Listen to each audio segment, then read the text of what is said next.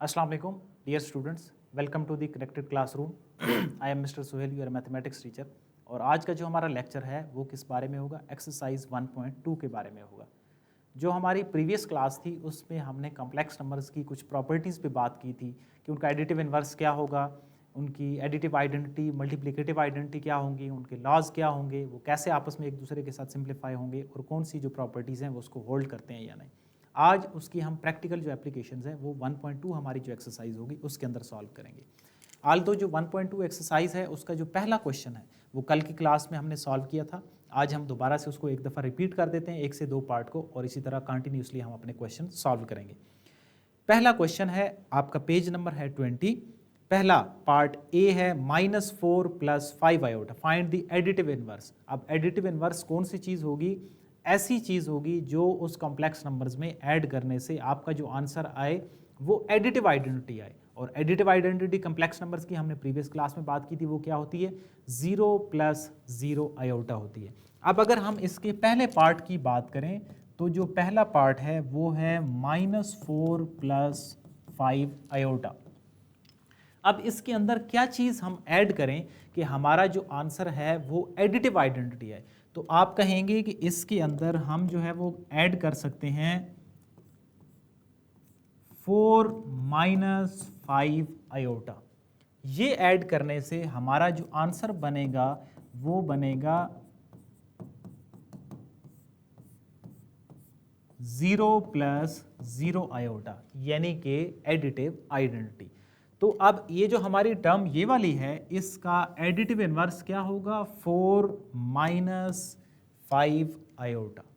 तो I hope आपको clear होगा कि जो भी टर्म दी हुई है आपने ऐसी टर्म उसके अंदर ऐड करनी है जो आंसर को क्या दे दे? एडिटिव आइडेंटिटी दे दे, यानी कि 0 + 0 आयोटा या 0,0 इस फॉर्म में अगर दे देगी तो वो हमारा क्या होगा? उसका एडिटिव इन्वर्स होगा।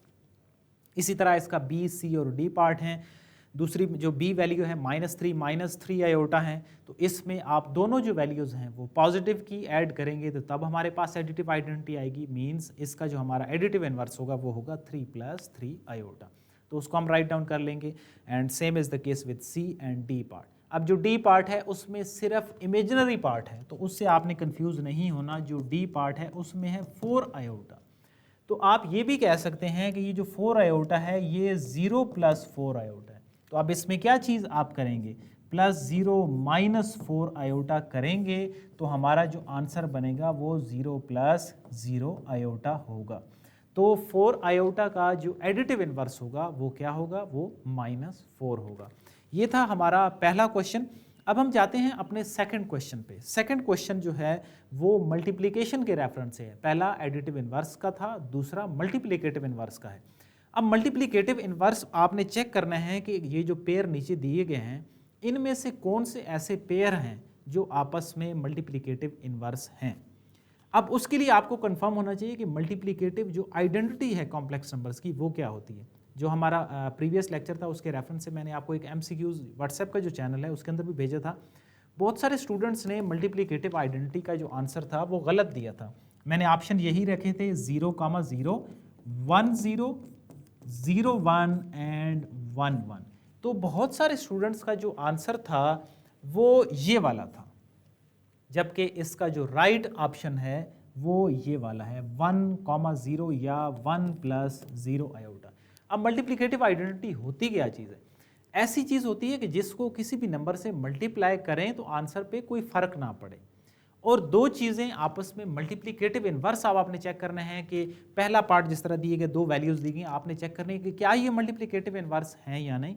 मीन्स अगर आप इनको मल्टीप्लाई करते हैं और जो आंसर है वो मल्टीप्लिकेटिव आइडेंटिटी आ जाएगा तो फिर हम कहेंगे कि ये एक दूसरे का मल्टीप्लिकेटिव इन्वर्स हैं। अगर नहीं आएगा तो फिर हम कहेंगे कि ये एक दूसरे का मल्टीप्लिकेटिव इन्वर्स नहीं है, और उसके लिए हमें क्या करना पड़ेगा? मल्टीप्लाई करना पड़ेगा। अब जिस तरह रियल नंबर्स होते हैं, रियल नंबर्स में आपको कहा जाए कि 5 का मल्टीप्लिकेटिव इन्वर्स क्या होगा, जो कि 9th क्लास की बात थी, तो आप कहेंगे 5 का मल्टीप्लिकेटिव इन्वर्स होगा 1/5।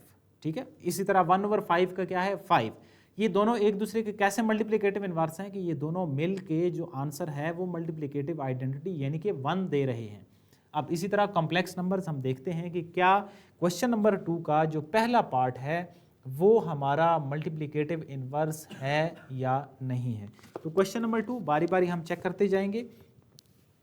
क्वेश्चन नंबर 2 इसका फर्स्ट पार्ट है 2 + 3 आयोटा और साथ में है 2 - 3 आयोटा डिवाइडिंग बाय 13। क्या करना है, आपने चेक करना है show that each pair of complex numbers are multiplicative inverse of each other. आपने ये शो कराना है कि ये मल्टीप्लिकेटिव इनवर्स हैं। तो हम क्या करेंगे, मैं इधर लिख देता हूं जो हम स्टेप कर रहे हैं, वी हैव टू मल्टीप्लाई। ठीक है,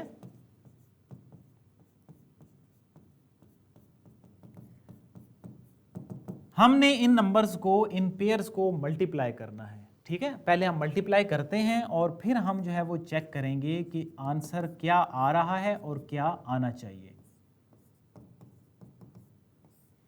अब जब ये आपस में मल्टीप्लाई होंगे तो जो न्यूमरेटर्स होंगे वो एक दूसरे के साथ मल्टीप्लाई हो जाएंगे और जो डिनोमिनेटर हैं वो आपस में मल्टीप्लाई हो जाएंगे। अब जाहिर सी बात है इसके नीचे तो कोई टर्म नहीं है, मींस इसके नीचे 1 वैल्यू मौजूद है। तो ऊपर वाली जो वैल्यूज हैं उनको हम मल्टीप्लाई करेंगे तो यहाँ पे हमारे पास फार्मूला बन रहा है कौन सा, a + b और a - b which is equal to a² - b², means 2 का स्क्वायर आ जाएगा -3 जो आयोटा है उसका स्क्वायर बन जाएगा और डिवाइडिंग बाय जो है वो 13 ही रहेगा।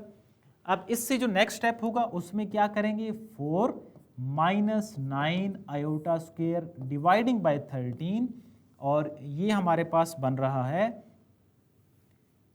4 + 9 डिवाइडिंग बाय 13।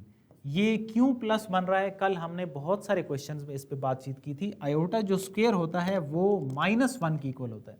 अगर आप माइनस की वैल्यू पुट करेंगे तो माइनस माइनस ये पॉजिटिव हो जाएंगे, तो फाइनल हमारे पास जो आंसर है वो 1 बन रहा है। अब 1 से आपको कंफ्यूजन होगी कि ये तो 1 तो जो होती है ये तो रियल नंबर्स के बारे में हम लिखते हैं कि वो मल्टीप्लिकेटिव आइडेंटिटी 1 है, ये 1, 0 तो नहीं है। तो जब हम इसको कॉम्प्लेक्स नंबर्स की प्रॉपर फॉर्म में अगर लिखेंगे तो ये बेसिकली इसी तरह ही आएगा 1 + 0 आयोटा, कि 1 जो है वो उसका रियल पार्ट है और 0 जो है वो इसका इमेजिनरी पार्ट है, या आप कह सकते हैं 1, 0। अब हमने शुरू में जो बात की थी, जो मैंने MCQ से आपको समझाया था कि 1, 0 हमारी मल्टीप्लिकेटिव आइडेंटिटी होती है कॉम्प्लेक्स नंबर्स की। अब हमने इन दो नंबर्स को हमने आपस में मल्टीप्लाई कराया, उससे जो आंसर बन रहा है वो 1, 0 ही बन रहा है। तो हम क्या कहेंगे कि ये जो पहले क्वेश्चन का पहला पेयर है ये एक दूसरे का मल्टीप्लिकेटिव इनवर्स हैं। अगर इसका आंसर 1 के अलावा कोई चीज़ आ जाती तो फिर हम कहते कि ये दोनों एक दूसरे का मल्टीप्लिकेटिव इनवर्स नहीं है। अब इसके जो तीनों पार्ट हैं वो बिल्कुल आपने सेम पैटर्न पे सॉल्व करने। एक हमने डिटेल से सॉल्व कर लिया हर स्टेप को, दूसरा पार्ट 5 - 4 आयोटा और 5 + 4 आयोटा आपने मल्टीप्लाई करना है और चेक करना है कि क्या ये जो है वो आपस में मल्टीप्लिकेटिव इनवर्स हैं या नहीं। And same is the case with third part. I hope आप इनको सॉल्व करेंगे। अगर कोई प्रॉब्लम फिर भी आपको आती है तो यूट्यूब का जो कमेंट सेक्शन है वहाँ पे आप पूछ सकते हैं, वहाँ पे मैं आपको मज़ीद उसका क्लियर कर दूँगा। सो ये था हमारा इसका सेकंड क्वेश्चन। अब आते हैं अपने थर्ड क्वेश्चन पे, find the multiplicative inverse of each complex numbers, कि आपने मल्टीप्लिकेटिव जो इनवर्स है वो फाइंड आउट करना है हर टर्म का। अब क्वेश्चन नंबर 3 जो है उसके रेफरेंस से हमारी जो प्रीवियस एक्सरसाइज थी उसमें भी हमने एक क्वेश्चन सॉल्व किया था। प्रीवियस एक्सरसाइज में हमने डिवीजन की फॉर्म में हमारे जो क्वेश्चंस दिए हुए थे जिनको हमने सॉल्व किया था वो और ये क्वेश्चन सिमिलर पैटर्न पे सॉल्व होंगे। अब मल्टीप्लिकेटिव इनवर्स की हम बात करते हैं कि हम कैसे मल्टीप्लिकेटिव इनवर्स फाइंड आउट कर सकते हैं। क्वेश्चन नंबर है हमारा 3 और इसका पहला पार्ट है 1 + आयोटा। अब 1 + आयोटा है, इसका हमने मल्टीप्लिकेटिव इनवर्स निकालना है। मल्टीप्लिकेटिव इनवर्स मैं इसकी डिटेल लिख देता हूँ, मीन्स ये इसका मतलब है कि लेट करते हैं कि ये जो है वो z के इक्वल है 1 + आयोटा। हमने इसका 1/z जो है ना वो फाइंड आउट करना है। अब z क्या था, 1 + आयोटा था, तो जब हम 1/z करेंगे तो ये बन जाएगा 1 + आयोटा, 1/1 + आयोटा। अब इसकी जो सिंप्लीफिकेशन के बाद एंड पे जो आंसर आएगा हम ये कहेंगे कि वो इस वैल्यू का मल्टीप्लिकेटिव इन्वर्स है।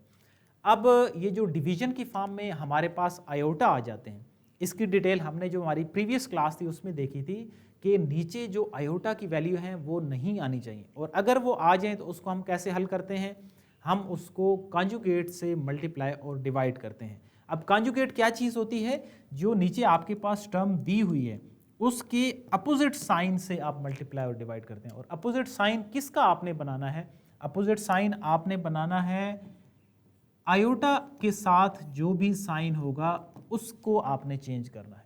1 प्लस आयोटा था, इसको हम करेंगे 1 माइनस आयोटा, उसी से मल्टीप्लाई और डिवाइड करेंगे, और फिर ऊपर वाली जो वैल्यूज़ हैं वो आपस में मल्टीप्लाई हो जाएंगी, और जो नीचे वाली वैल्यूज़ हैं वो आपस में मल्टीप्लाई जब होंगी, तो मैंने आपको क्या बताया था कि यहाँ पे 90 से 95% जो क्वेश्चंस हैं उनमें हमारे पास जो फार्मूला लगेगा वो क्या होगा, a plus B A minus B which is equal to A square minus B square. So 1 minus iota over 1, और यहाँ पे अब मैं इसको डायरेक्ट 1 लिख रहा हूँ क्योंकि जो आयोटा स्क्वेयर है वो -1 के इक्वल होता है, और ये वाला माइनस और ये माइनस मिलके पॉजिटिव हो जाएंगे। 1 माइनस आयोटा डिवाइडिंग बाय 2। अब ये जो 1 माइनस आयोटा डिवाइडिंग बाय 2 है, या ये जो 1 ओवर z जो है, ये हमारा क्या है, मल्टीप्लिकेटिव इन्वर्स है।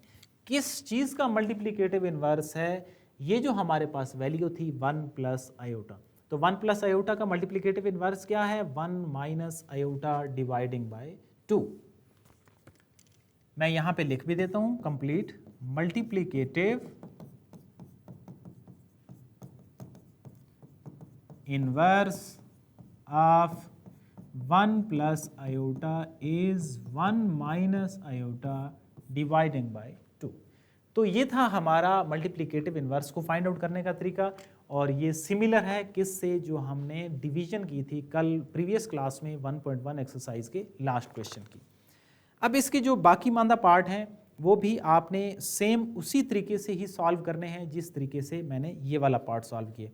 हाँ, उसमें कुछ क्वेश्चन ऐसे हैं जिनमें अब फ्रैक्शन आ गई है। फॉर एग्जांपल अब डी पार्ट है, डी पार्ट में ऑलरेडी लिखा हुआ है find the multiplicative inverse of each complex numbers 2 dividing by 5 minus iota. ठीक है, ये इस फॉर्म में लिखा हुआ है, तो आपने यानी कि आपके जो z वैल्यू है वो क्या है, 2 डिवाइडिंग बाय 5 माइनस आयोटा। आप अपना 1 ओवर z करेंगे, पहले आप उसको सिंप्लीफाई z को करेंगे, z को सिंप्लीफाई करने के बाद आप उसका क्या निकालेंगे, 1 ओवर z निकालेंगे। 1 ओवर z किस तरीके से होगा, इसी पर्सपेक्टिव से होगा जिस तरीके से हमने इस क्वेश्चन को सॉल्व किया है। तो आपका वो क्या आ जाएगा, मल्टीप्लिकेटिव इन्वर्स आ जाएगा। आपने इसके कम से कम कोई 2 पार्ट जो हैं वो सॉल्व करने हैं क्वेश्चन नंबर 3 के, और आपने मल्टीप्लिकेटिव इन्वर्स जो है वो फाइंड आउट करना है। जो प्रोसीजर है वो आपको पता है कि अगर डिवीजन की फॉर्म में भी हो तो हम उसको कैसे सिंप्लीफाई करते हैं, अगर सादा कोई टर्म लिखी हो तो हमने उसका जो मल्टीप्लिकेटिव इन्वर्स है वो कैसे फाइंड आउट करना है। फिर नेक्स्ट हमारा जो क्वेश्चन नंबर है 4, क्वेश्चन नंबर 4 में है कि find the product of each complex number and it's conjugate. अब ये जो क्वेश्चन नंबर 3 में हमने कॉन्जुगेट सॉल्व किया था, क्वेश्चन नंबर 4 में उसी के हम रेफरेंस से बात करेंगे कि कॉन्जुगेट क्या चीज़ होती है, कैसे कॉन्जुगेट आता है, और 2 नंबर्स को आपस में मल्टीप्लाई हम कैसे कर सकते हैं।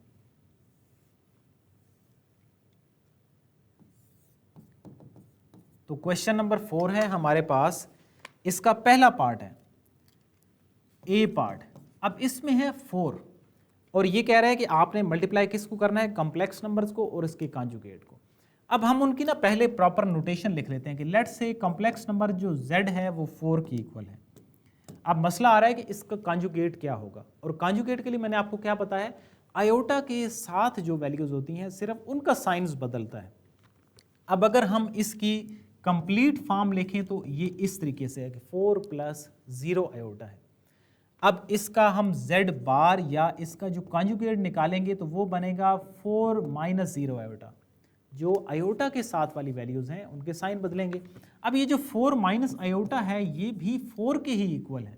हमने जो नोटेशन है, क्योंकि 0 तो ना पॉजिटिव होता है ना नेगेटिव होता है, हमने एक वो ना समझने के लिए कि कॉम्प्लेक्स नंबर्स का जो कॉन्जुगेट है वो कैसे आता है, इसलिए हमने इस फॉर्म में उसको लिखा है। मीन्स हमारे पास जो z वैल्यू है वो भी 4 ही रहेगी, जो z बार होगा वो भी 4 ही होगा।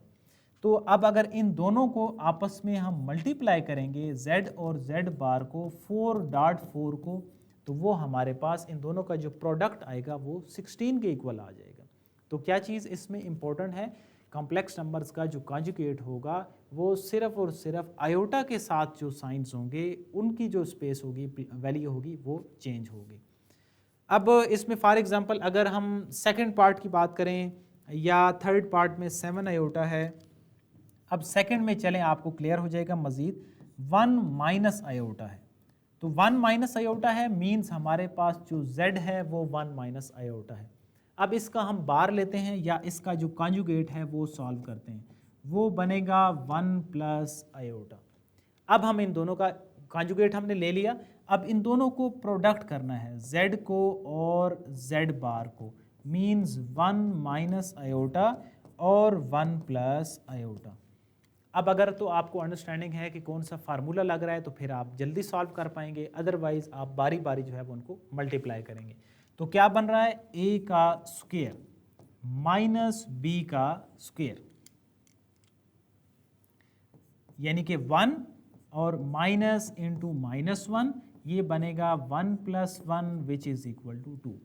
तो z और z बार और z जो वैल्यू है वो अगर 1 माइनस आयोटा हो, इसको और इसके बार यानी कि 1 प्लस आयोटा को अगर हम आपस में मल्टीप्लाई करेंगे तो उसका जो आंसर बनेगा वो किसके इक्वल आएगा, वो 2 के इक्वल आएगा। इसी तरह कुछ क्वेश्चन ऐसे भी हो सकते हैं जिनमें सिर्फ, अब जिस तरह पहला पार्ट था, पहले पार्ट में सिर्फ आपको रियल पार्ट दिए गए, जो इसका थर्ड पार्ट है उसमें सिर्फ कॉम्प्लेक्स पार्ट दिया गया। अब थर्ड पार्ट क्या है, लेट्स से जो हमारे पास है इसका सी पार्ट, उसमें है 7 आयोटा, यानी हमारा जो z है वो 7 आयोटा की इक्वल है, और जो इसका z बार होगा वो अब -7 आयोटा हो जाएगा। z हमारे पास 7 आयोटा है, z बार हमारे पास क्या हो जाएगा, -7 आयोटा हो जाएगा। अब इसकी भी अगर हम कंप्लीट डिटेल लिखें कि ये जो एक पार्ट दिया गया है तो इसका क्या मतलब है, इसका मतलब ये है कि ये जो z है, ये z है 0 प्लस 7 आयोटा, और इसी अकॉर्डिंग फिर जो ये z बार आएगा ये आएगा 0 माइनस 7 आयोटा, और फिर आप इन दोनों को मल्टीप्लाई करते हैं, z को और z बार को, लेकिन जब ये 0 प्लस 7 आयोटा भी लिखेंगे तो वो 7 आयोटा ही बनेगा। इसी तरह 0 माइनस 7 आयोटा लिखेंगे तो वो भी यही चीज़ बनेगी। अब इन दोनों का हम प्रोडक्ट कर लेते हैं, 7 आयोटा और -7 आयोटा, तो क्या होगा, कांस्टेंट जो डिजिट हैं 49 आयोटा का स्क्वायर नेगेटिव के साथ, ये नेगेटिव स्टार्ट में आ जाएगा, 7 7 49 iota square, so -49 into -1, the answer is 49। और ये जो 49 है, अब ये किस चीज़ का आंसर है, 7 आयोटा, यानी कि ये जो कॉम्प्लेक्स नंबर्स है और इसका जो कॉन्जुगेट है, इनको आपस में मल्टीप्लाई कराने से हमारे पास जो आंसर बन रहा है वो क्या है, 49 के इक्वल आ रहा है। सो ये थी हमारा जो क्वेश्चन नंबर 4। अब इसके इसी तरह ही डी पार्ट है, ई और एफ पार्ट है। आपने इनमें से चलें, एफ पार्ट में ये है कि अगर आपको थोड़ा सा कन्फ्यूजन हो कि इसमें क्या आएगा, -4 -11 आयोटा है, तो इसका कॉन्जुगेट, ये z है तो इसका कॉन्जुगेट क्या होगा, ये जो रियल पार्ट के साथ साइन होगा, ये इसको बिल्कुल आपने नहीं छेड़ना, ये इसी तरीके से ही रहेगा। इसका जो z बार आएगा वो आएगा -4 प्लस 11 आयोटा, ठीक है। तो इसमें ये समझने वाली चीज़ थी कि रियल पार्ट का जो साइन है उसके साथ आपका कोई काम नहीं है, सिर्फ जो इमेजिनरी के साथ साइन होगा वो अगर नेगेटिव है तो उसको आपने पॉजिटिव कर देना है, अगर वो पॉजिटिव है तो उसको आपने नेगेटिव कर देना है। मज़ीद इसकी जो मल्टीप्लिकेशन है वो आगे आप खुद सॉल्व करेंगे ताकि आपकी मज़ीद इन क्वेश्चन के हवाले से प्रैक्टिस हो जाए। ये जो क्वेश्चन नंबर 4 है इसमें यही सारी चीज़ें हैं, कोई इतना इसमें भी मुश्किल चीज़ें नहीं हैं, जस्ट आपको मल्टीप्लाई और सिंप्लीफाई कराना आना चाहिए। जो क्वेश्चन नंबर 5 है उसमें प्रॉपर्टीज़ कुछ हैं जो कि हमारे पेज नंबर 19 पे हैं। अब जो पेज नंबर 19 की जो प्रॉपर्टीज़ थी वो मैंने वहाँ पे आपको इसलिए नहीं समझाई कि वो क्वेश्चन के अंदर यूज़ हो रही हैं, तो हम क्वेश्चन के अंदर उनको सीखते हैं तो यहाँ से आपको ज़्यादा क्लियर हो जाएंगी और याद भी रहेंगी कि ये जो प्रॉपर्टीज़ हैं ये किसके इक्वल होंगी।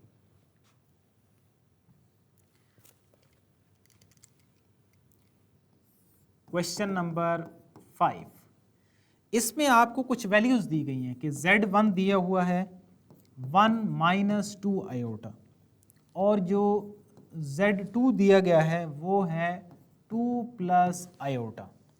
अब आपने क्या फाइंड आउट करना है? पहला इसका पार्ट है, आपने इसमें फाइंड आउट करना है Z1 डॉट Z2 का whole bar is equal to Z1 bar dot Z2 का बार। अब ये बेसिकली एक प्रॉपर्टी है कि Z1 और Z2 जो हैं उसके आपने बार निकालने हैं तो वो इस चीज़ के इक्वल आने चाहिए। और इसी तरह जो सेकंड, थर्ड और फोर्थ उनमें भी इसी तरह प्रॉपर्टीज जो हैं वो यूज़ हो रही हैं। अब मीन्स इसमें दो साइड्स हैं, एक लेफ्ट हैंड साइड है उसमें है Z1 Z2, इनको आप पहले मल्टीप्लाई करेंगे और फिर इनका बार निकालेंगे या कॉन्जुगेट निकालेंगे। ये जो ऊपर लाइन दी गई है डैश, इसका मतलब ये है कि Z1 और Z2 की जब आप मल्टीप्लिकेशन करेंगे फिर उसका जो आंसर आएगा एंड पे आपने उस तरह उसके जो आयोटा के साथ वाली वैल्यू हैं उसके साइन बदल देने हैं, तो वो आपका क्या होगा? वो आपका बार होगा या आपका कॉन्जुगेट होगा। सो लेफ्ट हैंड साइड पहले हम क्या कर रहे हैं? पहले हम इनको मल्टीप्लाई कर रहे हैं Z1 और Z2 को। अब Z1 की क्या वैल्यू है? 1 - 2 आयोटा और 2 + आयोटा। हम इनको आपस में क्या करते हैं? मल्टीप्लाई करते हैं। मल्टीप्लिकेशन कैसे होगी? 2 + iota -4 iota and -2 iota square हो जाएगी।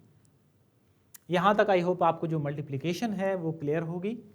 नेक्स्ट हमारा जो स्टेप आएगा उसमें हम करेंगे 2 - 3 आयोटा एंड +2 हो जाएगा।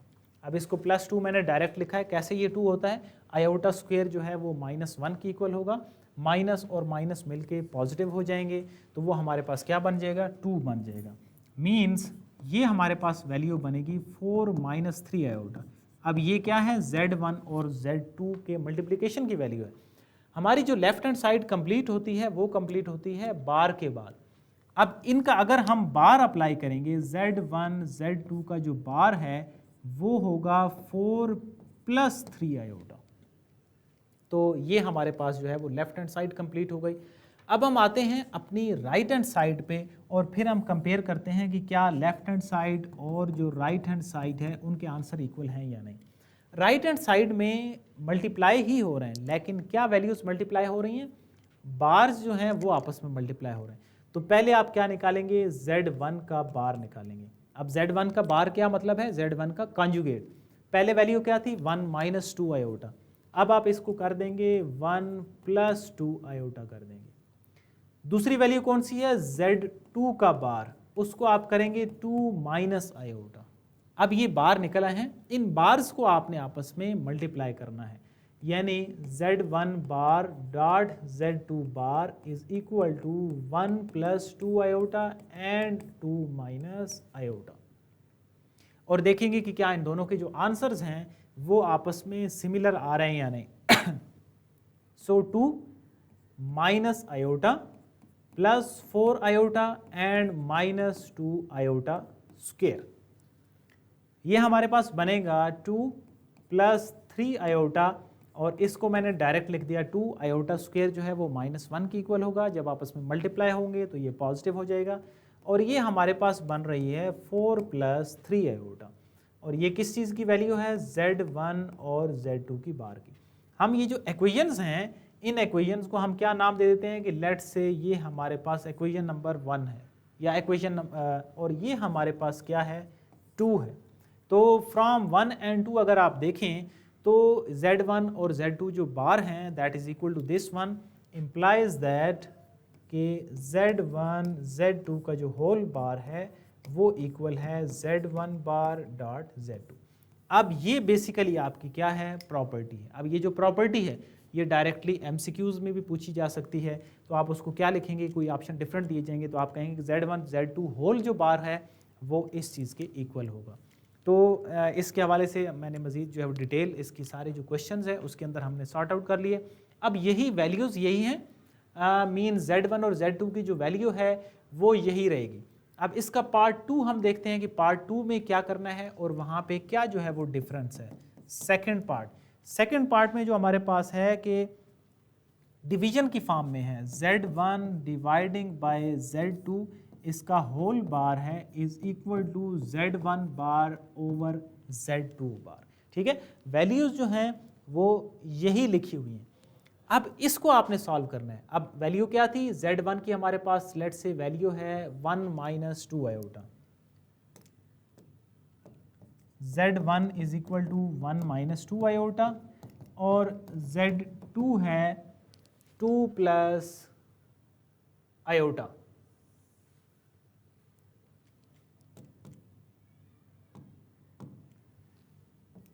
तो यहां पे हमने वैल्यूज लिख दी। अब ये इक्वेशन है कि इसका हमने सोल्यूशन कैसे बनाना है। अब इसमें आपने क्या करना है, आपको पता है पहले जो है वो ब्रैकेट को सॉल्व करते हैं। तो अगर हम लेफ्ट हैंड साइड को इसमें सॉल्व करें तो लेफ्ट हैंड साइड में पहले Z1 और Z2 को डिवाइड करेंगे। डिवाइड करने के बाद जो आंसर आएगा उसका हम होल बार लेंगे। सो पहले Z1 डिवाइडिंग बाय Z2। अगर आपको कंफ्यूजन होती है तो आप ये भी लिख सकते हैं होल बार, अंदर आप वैल्यूज जो हैं उनको सिंप्लीफाई करते जाएं। Means 1 minus 2 iota dividing by 2 plus iota whole का बार है। अब इसकी सिंप्लीफिकेशन कैसे बनेगी, सिंप्लीफिकेशन आप इसी तरीके से डिवीजन की फॉर्म में करेंगे। 2 प्लस आयोटा है, मीन्स इसका हम कॉन्जुगेट लेंगे। तो पहले हम ब्रैकेट को सारी को सॉल्व करने के बाद एंड पे जो वैल्यू आएगी उसका हम कॉन्जुगेट अप्लाई कर देंगे। ऊपर वाली जो वैल्यूज हैं वो आपस में मल्टीप्लाई हो जाएंगी और नीचे जो है वो अगेन स्क्वायर लग रहा है, कौन सा, a प्लस बी और a माइनस बी। अब इस स्टेप में मैंने डायरेक्ट इसलिए लिखा है कि इस पे बहुत ज़्यादा हमने प्रैक्टिस की है इस फार्मूला पे। अब क्या करना है, ऊपर वाली जो वैल्यूज़ हैं उनको आपने आपस में मल्टीप्लाई करना है। क्या मल्टीप्लिकेशन आएगी, 2 minus iota minus 4 iota and plus 2 iota square dividing by 4 plus 1। इसका जो आंसर बन रहा है वो बन रहा है 2 माइनस 5 आयोटा एंड माइनस 2। ये जो माइनस 2 है ये कैसे बना, हम पहले भी इस पर बातचीत कर चुके हैं कि ये जो आयोटा स्क्वायर है ये -1 के इक्वल हो जाएगा, तो ये वैल्यू मिल के क्या हो जाएगी, -2 हो जाएगी डिवाइडिंग बाय 5। तो ये और ये आपस में वैल्यूज़ कैंसिल हो गई। -5 आयोटा ओवर 5 में 5 और 5 भी कैंसिल, और हाँ ये इनका होल जो बार है वो साथ एज इट इज़ चल रहा है, क्योंकि अभी हमने बार जो है वो अप्लाई नहीं किया। अब यहाँ तक हमने ब्रैकेट जो है वो सॉल्व कर ली। अब जो हमने ब्रैकेट सॉल्व कर ली है तो उसका हमारे पास ये आंसर बन रहा है। अब इसका अगर हम बार अप्लाई करेंगे तो वो आयोटा का जो साइन होगा वो पॉजिटिव हो जाएगा, तो प्लस आयोटा। अब ये किस चीज़ का आंसर है, Z1 डिवाइडिंग बाय Z2 के होल बार का जो आंसर है that is equal to iota. अब ये हमारी क्या हो गई है, पहली जो साइड है वो सॉल्व हो चुकी है। अब हम आते हैं अपनी जो सेकंड साइड है उस पे और देखते हैं कि क्या इन दोनों का जो आंसर है वो सिमिलर है या नहीं। अगर सिमिलर होगा तो मीन्स हमारी जो प्रॉपर्टी है वो वेरीफाई हो जाएगी। राइट हैंड साइड, अब राइट हैंड साइड में है Z1 bar dividing by Z2 बार। पहले आपने Z1 का बार लेना है, वो आएगा 1 प्लस 2 आयोटा, और जो Z2 का बार आएगा वो हमारे पास आएगा 2 माइनस आयोटा आ जाएगा। अब इन दोनों जो बार्स हैं इनको हमने डिवाइड करना है, means 1 plus 2 iota dividing by 2 minus iota. अब नीचे आयोटा है, सिंप्लीफिकेशन किस तरीके से होगी, जिस तरीके से हमने साथ वाली जो लेफ्ट हैंड साइड है उसको हमने सॉल्व किया है, मतलब आप कॉन्जुगेट से मल्टीप्लाई और डिवाइड करेंगे। कॉन्जुगेट क्या होगा, 2 प्लस आयोटा हो जाएगा, नीचे भी 2 प्लस आयोटा हो जाएगा। फिर हम क्या करेंगे, ऊपर वाली जो वैल्यूज हैं वो आपस में मल्टीप्लाई कर देंगे और नीचे हमारे पास फार्मूला लग जाएगा 4 माइनस आयोटा स्क्वायर, यानी कि a प्लस बी और a माइनस बी। अब ये हमारे पास है 2 plus iota plus 4 iota and plus 2 iota square. नीचे हमारे पास क्या है, 4 plus 1। Iota square which is equal to the -1। तो यहाँ तक हमारे पास जो वैल्यू बन रही है वो बन रही है 2 + 5 आयोटा और -2 डिवाइडिंग बाय 5। ये और ये आपस में कैंसल आउट हो गए हैं। पीछे हमारे पास वैल्यू रही है 5/5 which is equal to iota. अब देखें दोनों का जो आंसर है Z1/Z2, इन दोनों के जो बार्स, ये हमारे पास सेकंड इक्वेशन, ये हमारे पास फर्स्ट। फ्रॉम 1 और 2 आप क्या लिख सकते हैं? आप प्रॉपर्टी को Z1 डिवाइडिंग बाय Z2 का जो होल बार है that is equal to Z1 bar over Z2 का बार। तो ये हमारी जो प्रॉपर्टी सेकंड है ये भी प्रूव हो गई है। अब आते हैं इसके जो नेक्स्ट पार्ट है कि उसमें क्या चीज़ है। उसमें जो मैग्नीट्यूड है उसके हवाले से बातचीत है, जो हमारा इसका थर्ड पार्ट है। अब थर्ड पार्ट के ना 4 डिफरेंट पार्ट्स हैं। Z1 conjugate is equal to minus Z1 conjugate is equal to Z1 बार का conjugate is equal to minus Z1 के बार का conjugate। अब आप ऐसे समझें कि ये 4 चीज़ें, और जो Z1 की वैल्यू है वो वही है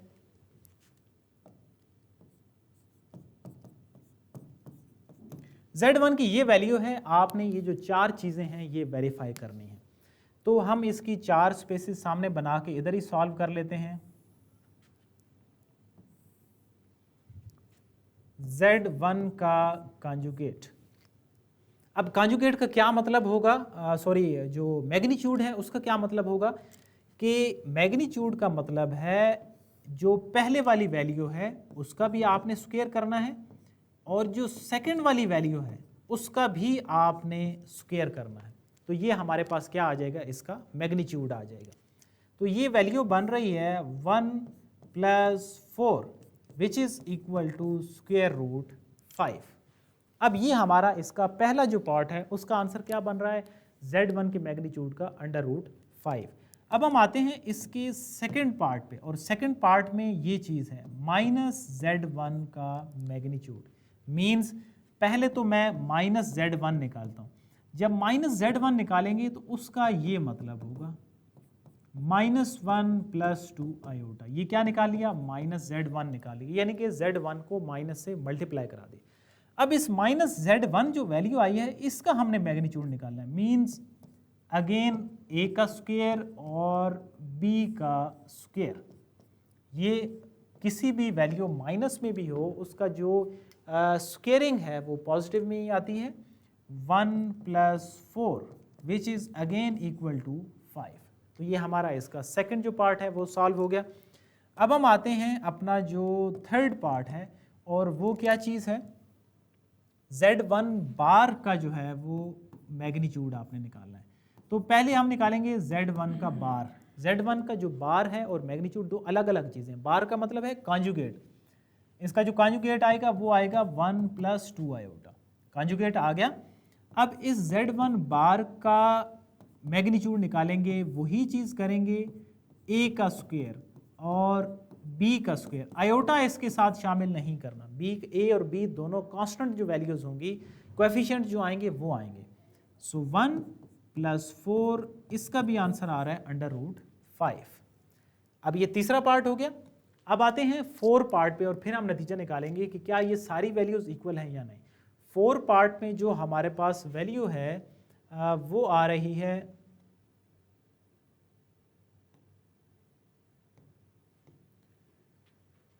-Z1 के बार का मैग्नीट्यूड। यानी कि पहले, अब इसमें पहले क्या करना है, आपने Z1 का बार निकालना है। अब Z1 का जो बार होगा वो होगा 1 + 2 आयोटा।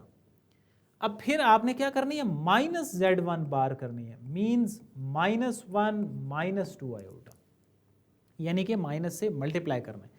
अब उसके बाद आप क्या करेंगे, माइनस जो Z1 बार है उसका मैग्नीट्यूड निकालेंगे। वही चीज़ होगी -1 का स्क्वायर प्लस इंटू -2 का स्क्वायर। नेगेटिव भी वैल्यू होंगी तो उसका भी जो स्क्वेयरिंग होगी वो पॉजिटिव ही आएगी। अब ये जो चारों आंसर्स हैं 1 2 3 4 ये जो सारे हैं इन सब का आंसर √5 आ रहा है। इट मीन्स ये जो पहली चारों वैल्यूज़ हैं ये आपस में एक दूसरे के इक्वल ही आएंगी, ठीक है। Z1 का मैग्नीट्यूड हो या -Z1 का मैग्नीट्यूड हो या Z1 बार का मैग्नीट्यूड हो या -Z1 बार का मैग्नीट्यूड हो। ये था इसका थर्ड पार्ट जिसमें हमने मैग्नीट्यूड को भी डिस्कस किया है। ओके, अब इसका एक 4 पार्ट है, तो वो एक 4 पार्ट जो है वो आपने खुद से सॉल्व करना है। उसमें क्या है, जो लेफ्ट हैंड साइड है उसमें Z2 डॉट Z2 का बार, ये दो आपस में मल्टीप्लाई हो रहे हैं, और जो राइट साइड में है वो उसमें Z2 के मैग्नीट्यूड का होल स्क्वायर करना है। इंतहाई आसान है, ये आपने खुद से सॉल्व करना है ताकि ये जो मैग्नीट्यूड के रेफरेंस से आपके क्वेश्चंस हैं और कैसे मल्टीप्लाई कराते हैं आपस में, यानी कि पहले तो जो दो पार्ट हैं वो भी आपस में क्लियर हो जाएंगे और इसी के रेफरेंस से आपकी जो प्रॉपर्टीज़ हैं इससे मिलती जुलती वो भी क्लियर हो जाएंगी। और इसका फिर बी पार्ट है। अब बी पार्ट जो है उसमें भी यही चीज़ें हैं, आपने क्या करना है। अब बी पार्ट में पहला सपोज है Z1 प्लस Z2 का मैग्नीट्यूड। अब Z1 की क्या वैल्यू थी, Z1 की वैल्यू है हमारे पास 1 माइनस 2 आयोटा और इसकी वैल्यू है 2 प्लस आयोटा। तो पहले आपने क्या करना है, इनको ऐड करना है और फिर इनका मैग्नीट्यूड ले लेना है। अब ऐड अगर करेंगे तो रियल पार्ट में ऐड होंगे और इमेजिनरी जो पार्ट है इमेजिनरी पार्ट में 1 और 2 आपस में ऐड, 2 आयोटा और आयोटा माइनस आयोटा। अब इसका मैग्नीट्यूड निकाल लें, वो क्या बनेगा 3 का स्क्वायर प्लस इंटू -1 का square means 9 plus 1 which is equal to √10 के इक्वल आ जाएगा, ठीक है। और same is the case with second part and third. तो अगर इसके आप बी पार्ट के दो जो लास्ट वाले पार्ट हैं वो और ए का लास्ट 4 पार्ट अगर आप सॉल्व करते हैं तो question number 5 which is very important for the short question वो आपका क्लियर हो जाएगा। अगर आपको मजीद इसमें कोई प्रॉब्लम आती है तो आप यूट्यूब का जो कमेंट सेक्शन है उसमें भी पूछ सकते हैं, व्हाट्सएप का जो चैनल है उसमें आप पूछ सकते हैं और आप कमेंट करेंगे कि ये पार्ट समझ नहीं आया तो उसको नेक्स्ट जो हमारी क्लास है उसमें हम रिपीट भी कर सकते हैं, बट इट डिपेंड्स अपॉन कि आप उसको प्रैक्टिस करें। सो ये थी आज की हमारी क्लास जिसमें हमने 1.2 एक्सरसाइज के क्वेश्चन नंबर 1 से लेकर 5 तक को सॉल्व किया है। कल हम क्वेश्चन नंबर 6 से स्टार्ट करेंगे। See you in the next class, till then अल्लाह हाफिज़।